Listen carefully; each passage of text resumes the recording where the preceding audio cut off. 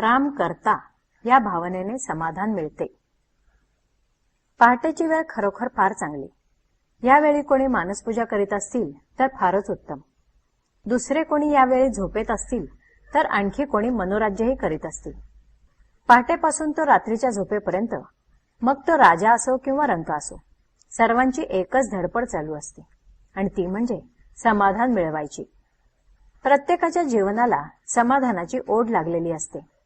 वास्तविक खरे समाधान हे कशावरही अवलंबून नाही, ते राम करता ही भावना बाळगल्यानेच मिळू शकते। समाधान मिळवायचे एक अत्यंत सोपे साधन सर्व संतांनी स्वतः अनुभव घेऊन आपल्याला सांगितले आहे आणि ते म्हणजे नामस्मरण। खरी तहान लागली म्हणजे सहजपणे कोणत्याही नदीचे पाणी प्यायले तरी तहान भागते। त्याचप्रमाणे खरी तळमळ असली म्हणजे सहजपणे नामस्मरण होऊन समाधानाची प्राप्ती होते।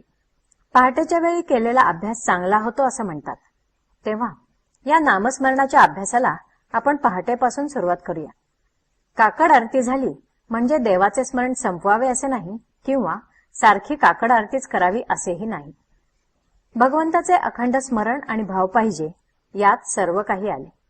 मला खात्री आहे तुम्ही आवडीने आणि तळमळीने हा अभ्यास चालू ठेवाल तर राम तुमचे कल्याण करेल। नाम घेत असताना इतर विचार मनात येत राहतात अशी सर्वांचीच तक्रार आहे। परंतु असे पहा, एखादा मनुष्य रस्त्याने चालला असला की त्याला रस्त्यात कोण भेटावे हे काही त्याच्या हातात नसते। शिवाय त्याला कोणी विचारले की तुला रस्त्यात कोण कोण भेटले तर तो म्हणतो माझे लक्षच नव्हते।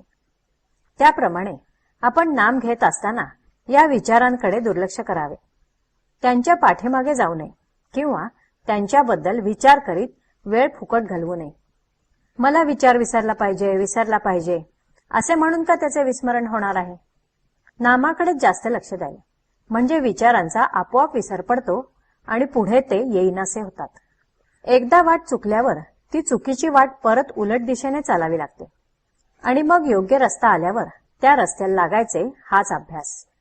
आणि हे सर्व ध्येय गाठेपर्यंत चालू ठेवणे हीच तपश्चर्या। ब्रह्मानंद बुवांनी खरी तपश्चर्या केली। ते एवढे विद्वान, परंतु त्यांनी आपली सर्व बुद्धी रामचरणी लावली।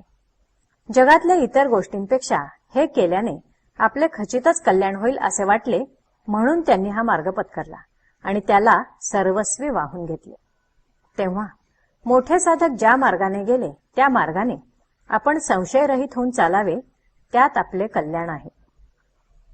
नामात रहा आणि राम करता ही भावना दृढ करा।